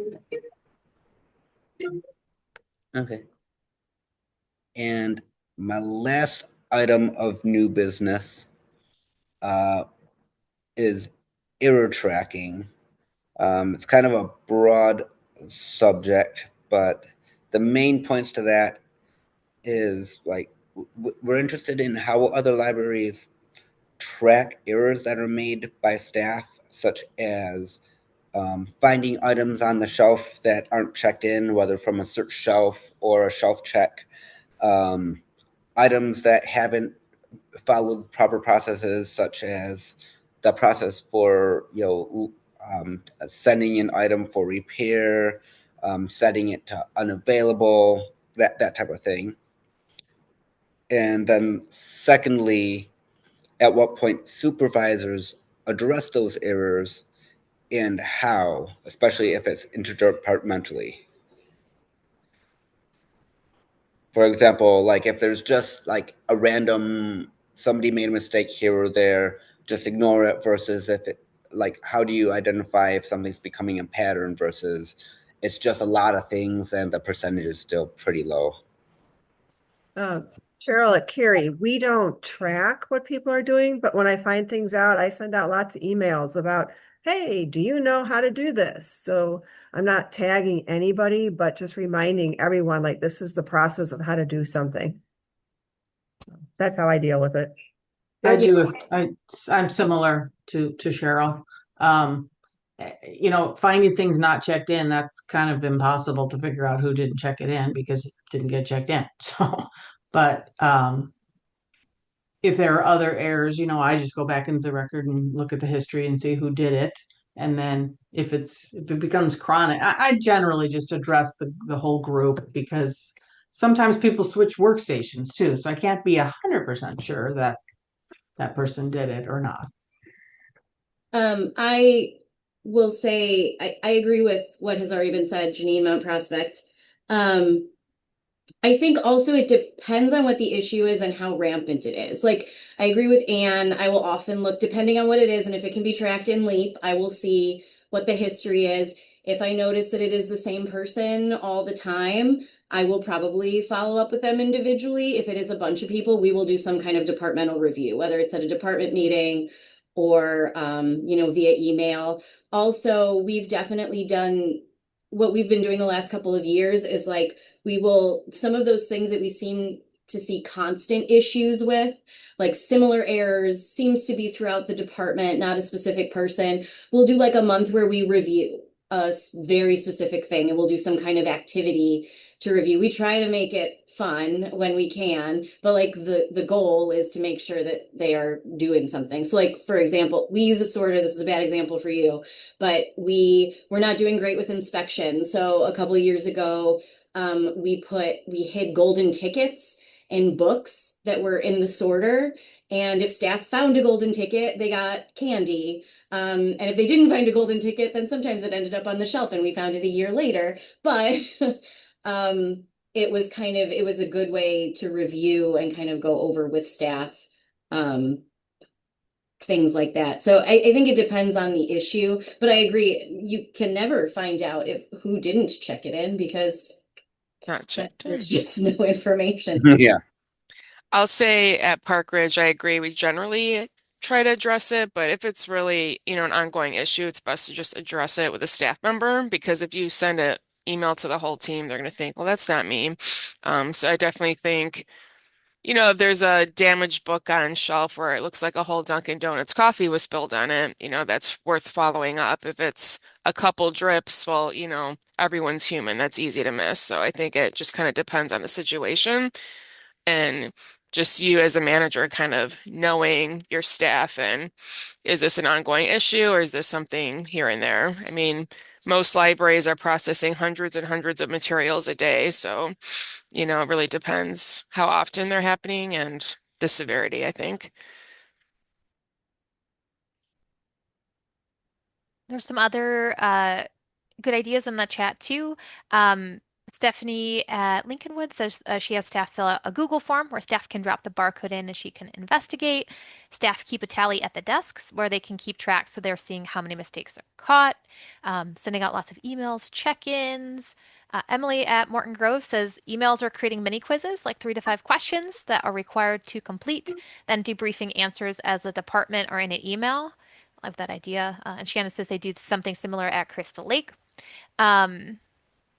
Dustin says they keep track of shelf checks, and staff relies on staff submitting shelf check data. And from those shelf checks, they do math on the found on shelf items and calculate that against total check-ins for the month and produce an approximate error rate. I love looking at the data, Dustin. That's cool. And then Janine says when it comes to errors from other departments, she'll email the manager of that department and let them know what issue they're seeing. And then lots of agreement here that staff are kind of doing some of the same things that were mentioned. One thing I will add when it comes to missing check-ins, one thing that we have implemented, we don't right now because we have a big sorter and it catches things most of the time. But for a while, we implemented double checks of all of the check-ins. So there would be a first pass either through our old sorter or staff, and then another staff member would have to go through and double check it before it went on. And it did cut down significantly on the number of things that were not getting checked in and then being found on the shelf later when a patron called. I implemented that same thing. We do not have a sorter, so it's all, done by hand. But yes, it has definitely cut down on the number of things on the shelf that don't belong there. And Janine, have either of you run it, like how much additional staff time did that seem to take up, and did it feel like it was worth the value? It's hard to say how much, not as much as you would think. Right. Staff, there was pushback initially, and then the results of having to do less shelf checks and seeing more things that we missed made people much more happy to have to do that process. So I think for the minimal amount of time it took to do the double check, it was well worth the effort that we made for catching the errors. I agree. It takes less time than you think. And what was your other question? I'm sorry. The time. Yeah, that was the question Oh, about okay. how Okay. much time does it take, and then is it worth it? So yeah, you I go think ahead. it's worth it because I can't stand it when a patron comes to the desk and insists they return something, and they did, and there it is, and it wasn't checked in. So that's what I try to avoid. Thank you. Okay. Excellent group ideas. I've jotted a few of those down myself, so thanks for asking the question. Let me see, did we got all three of them, right? You did, because you all are amazing. Some people have been at it a while, huh? So, okay, wait a minute. So now I've lost my place here. Oh, air tracking. Okay, there we go. So now we're back to CE Spotlight, Web report for lost, missing, and damaged. All right, I I'll didn't know how take it much away. time to give it because I wasn't sure how long that one might be. It should be a pretty quick one. So we Okay. received a suggestion to highlight the lost, missing, and damaged report in web reports. So I'm going to go over, just do a really quick overview of what that report can be used for. So the monthly lost, missing, and damaged report is a monthly report that you can find in the statistics section of web report. And it has a lot of different tabs, so we'll go over them in just a sec. But essentially, it lists items that have been changed to lost, missing, or damaged during the previous month. It also lists lost or damaged items that were paid or waived during the previous month. And then it lists all items still in the database with a status of lost or damaged that have outstanding replacement costs associated with them. So I'm going to pull up an example report so that we can walk through that together. Let me grab that. Okay. All right, hopefully you can see this report on my screen. Okay, so I'm using an Algonquin report from the month of May as my example. So here in the report, we can see a number of different tabs across the bottom, and Algonquin has a branch, so we've got a separate tab, separate tabs for their main branch and then their separate branch location. So the first tab here is a list of items that were set to damaged in the month that the report is covering. So it contains information about the item, like the call number, the title, the barcode, the shelf location. It includes a status date, so when the status of this item was updated to damaged, and then includes information about the item, like the owning and assigned branch. Now, if I scroll farther to the right, there is going to be some additional information about the patron as well, so that you can see the associated patron information tied to the item that was marked as damaged. Similarly, the next tab, we've got a list of all of the items marked as lost, containing the same information as the previous tab. So again, we've got info about that item, barcode, title, when the status of the item was changed. And then if I was to scroll farther to the right, we'd have that patron info. Try not to share it on the screen because then I'll have to blur it out in the recording. We also have a tab for missing. So this will list again all of those items that currently have a status of missing that were changed during the previous month. And then finally, there is also a tab for unavailable. Now, I will say all libraries don't use the unavailable status. It is a status that is assigned to e-content, but some libraries are also using the unavailable status for like various workflows within their library. So if your library is using that unavailable status, this tab will contain a list of those items. Just know though, there's going to be a lot of e-content listed in this tab because it is used that unavailable status is used for ebooks that are checked out by non-CCS patrons in your Overdrive consortia. So you might have a mix of e and physical items in this tab. Now, if I go farther down to some of the later tabs, we'll see a tab that's called Lost Damaged Items Pay-Waived. So this would be a list of all of the items that were paid in the previous month. So it will include, again, items with a status of lost, damaged, and then this will be items that were paid, like completely paid off in the previous month. So you can have, again, your list of items that are no longer in circulation that have had the payment made by the patron. And then the final kind of tab to look at is the lost, damaged, not paid tab. So this would contain a list of all of your items that are in a lost or damaged status that have outstanding bills associated with them. Now, this tab will only list items that are still in the system that haven't been deleted yet.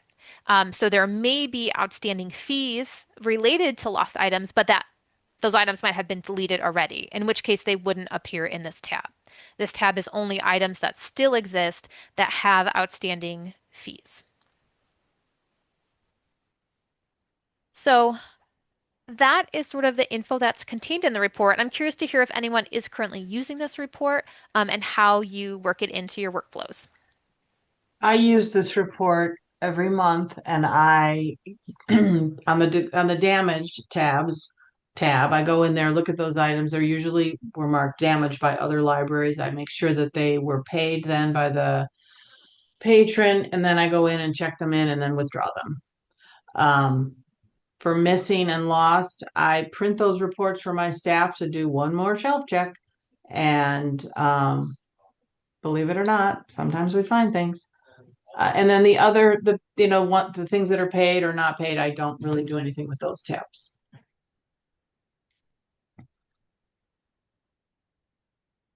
This is currently shared with our selectors. I'm the one who shares it with them on a monthly basis so they can determine if replacement copies are needed to be purchased. Yeah, the same thing, as Carrie said, our material services takes care of this. But we do have someone assigned in circulation that does do, shelf checks for all this and runs the report themselves, so. Yeah, Lake Forest, we use it. A lot of times I'll have the stackers and shelvers and things we'll give them the missing list and they'll do a run for us periodically, kind of see where we're at, see if we find it. Because a lot of times if it's the recent month, we can find them sometimes. So, and yeah, librarians look at them.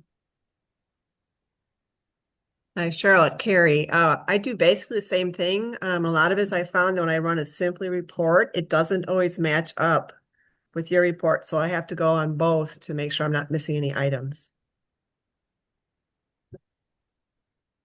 Cheryl, if you've run across that, can you send me an example? Because I want to make sure, Sure. like, that we're not missing anything in this report. So if you find an example, send it my way and we can just take a look. Okay, yeah, I wasn't sure if it was something was waived or what was triggering it, but I do get different reports. So it might be my settings too. I don't know. But I'll look.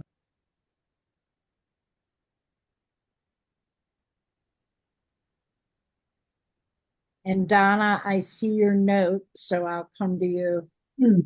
Okay, Or I don't have any slides for this, but I don't know if you all know, but Chicago Public Library, they don't, they have less digits than we do for our barcodes. So they cannot put our barcodes and register our reciprocals at their library because their fields will not hold all those numbers. So they generate a new Chicago Public Library card for every reciprocal person. So I just want to let everybody know that, so that when what we have is when people come to use our library, we ask them, are you actually a member of Chicago Public Library? Or do you have another home library that we can register the card? Because we prefer not to use the Chicago Public Library card because that one is really, that's for them as is reciprocal because they can't use our barcodes. So I don't know if anybody has experienced that, but that's how they work. So a lot of people that use Chicago Public Library for some reason have two cards.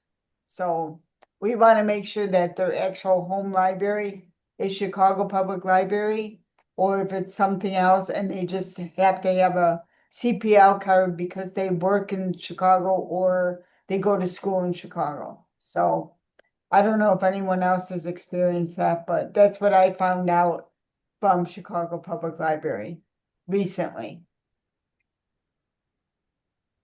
So Donna, it sounds like an issue you have been seeing is patrons bringing their reciprocal Chicago library card number and trying to register as a like with that card at Indian Trails, but Right. they're actually like an Oak Yeah. Park Public Library Right. patron, not a Chicago. Okay. Right. So our staff, they know to ask them, is Chicago Public Library your home library?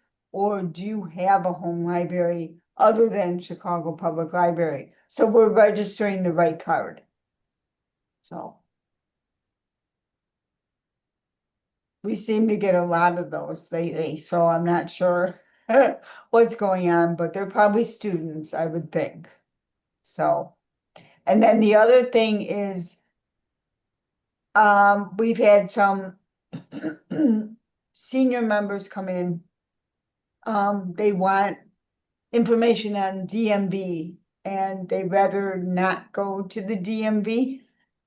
So I found this researching for my husband, and there is Levi Senior Center in Evanston that does everything for license, everything for that you would go to a DMV for, they do there for seniors 65 and over. And it was a great experience. They are the nicest people. And we were in and out in 10 minutes to renew his license. So if anyone's interested, I can send you the information for your members, but it has been helpful. So, and there's no appointment needed, which they love. They could just walk in there. So, Yeah, we had a senior at Lake Forest who told us that she had to get it done and she was very nervous about it, and then found out that Evanston had this event. And she said it went really, really well. yeah, they do And the she didn't driver's need the test. appointment. She could just Right. walk in. Right, yeah, they do the driver's test, the vision test, real ID. That's what she was using it for. Yeah, Yeah. yep, She was having a hard time getting an appointment somewhere closer, but she said the Evanston was totally worth it and they were great. great.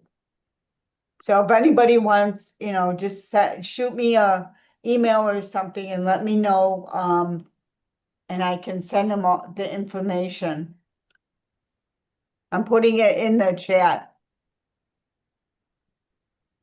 Donna, That sounds good. to go back to your earlier item about Chicago Public, there's a question in the chat. If Okay. you were to call Chicago Public to ask about the patron, do they tell you that they're not an actual CPL patron? We only call if they are a member. If they tell us they're a member of CPL, we do call them. We don't call them if they have another home library card. We use the home library card.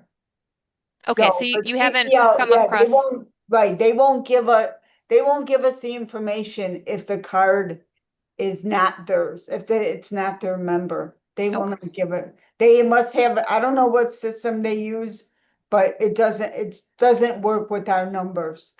So I'm sure in their system, it tells them that what their actual home library card is, but they won't give us that information if they're not the home library. That's why we ask the reciprocal borrower ourselves, because.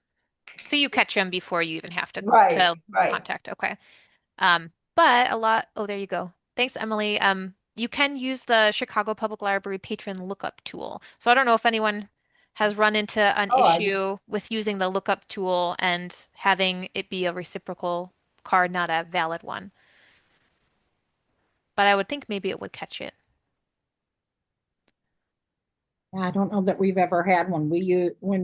If somebody gives us a Chicago card, we go through the access to see, and they you get the thumbs up or the thumbs down, and we use that.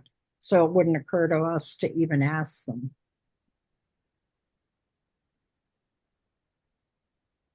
Yeah, because I'm not sure if Chicago Public Library even calls their home library. I don't know.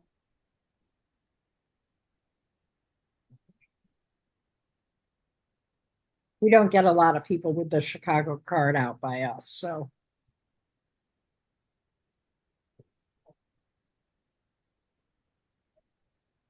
Okay, let me see. Does anybody have anything else? I've gotten through all the B, C, D, E, Fs. We're hovering over adjournment. So is anyone got any other question? Something they would like to find out? Okay, I do have one, not a question, more of a request. So Rails is looking to do some streamlining around um, their weekly fine count process. And so I'm wondering if any library would be willing to have me and Kiara out to observe how you process your Rails delivery bins. I know it's very exciting, but if your library would be interested, uh, I'm just really looking for like maybe like 2 to 3 libraries where you could come out and just like observe your workflow for processing those bins. Let me know. Oh, I see some people putting their names in there. Thank you all. So I'll reach out to you to get something scheduled so that we can support Rails in their project. Thank you all. Appreciate it. Okay, so anybody have anything else? Any exciting news? Anyone have anything exciting that they wanted to mention or crow about? Or you all just want to get on with your day? It's not exciting, but we're getting new phones. I feel like And that is maybe it exciting, Paula.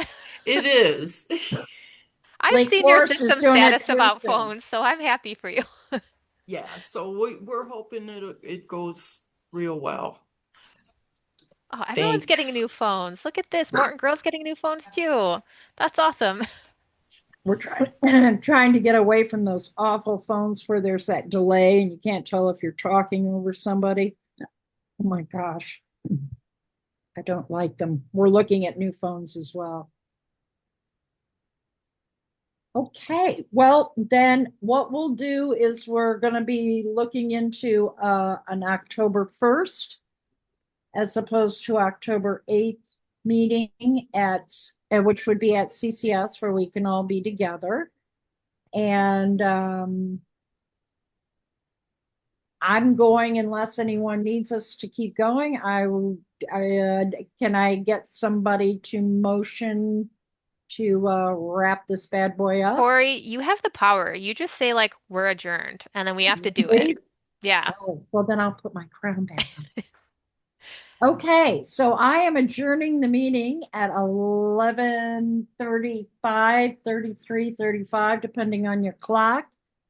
You've all been great. Thank you for my crown. I will, I can tell you all right now that Lake Forest doesn't have anybody there right now. So they're still working on it. So we're down for the count for a bit. And I hope everybody else has a better day and enjoy your electrical power. Bye, everybody. We'll see you soon.